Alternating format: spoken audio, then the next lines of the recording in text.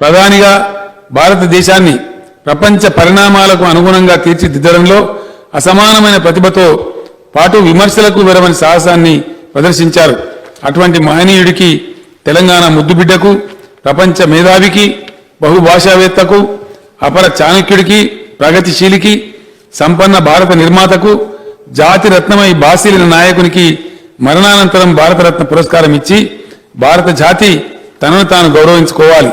ఇప్పటికే ఆలస్యం అయింది. పివి శత జయంతి ఉత్సవాలను తెలంగాణ ప్రభుత్వం ప్రపంచవ్యాప్తంగా ఘనంగా నిర్వహిస్తున్న ఈ సందర్భంలో వచ్చే పార్లమెంట్ సమావేశాలలో భారతరత్న బిరుదు ప్రకటించడం సముచితంగా ఉంటుంది.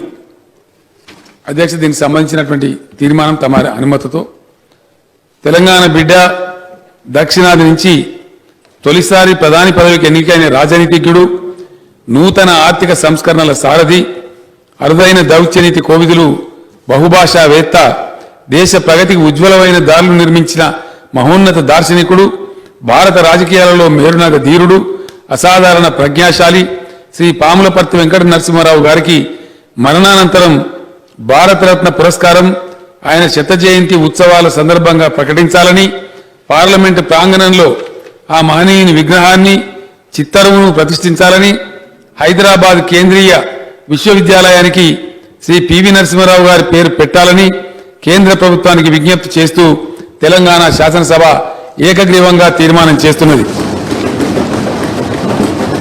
అధ్యక్ష, సభా నాయకుడిగా తమరి అనుమతితో నేను తమరికి కూడా ఒక విజ్ఞాపన చేస్తూ ఉన్నాను. పివి నరసింహారావు గారు నేను ఇందాక వివరించినట్టుగా దేశానికి, మన రాష్ట్రానికి కూడా అనేకమైన సేవలు చేశారు. సుదీర్ఘకాలం పాటు శాసనసభ్యుడిగా, మంత్రిగా, ముఖ్యమంత్రిగా, భాషావేత్తగా అనేకమైనటువంటి సేవలు అందించారు అధ్యక్ష. కాబట్టి వారి తైలవర్ణ చిత్రం మన శాసనసభలో కూడా వారి గౌరవానికి తగు రీతిలో తమరు ప్రతిష్ఠింపజేయాలని, మమ్మల్ని అందరినీ కూడా ఆహ్వానించి ఘనమైనటువంటి ఫంక్షన్ నిర్వహించాలని వినయపూర్వకంగా తమరిని అభ్యర్థిస్తున్న అధ్యక్ష. తమరు ప్రకటిస్తారని కూడా తమ ప్రకటన కోసం ఆశిస్తూ నేను విరమిస్తా ఉన్నా అధ్యక్ష.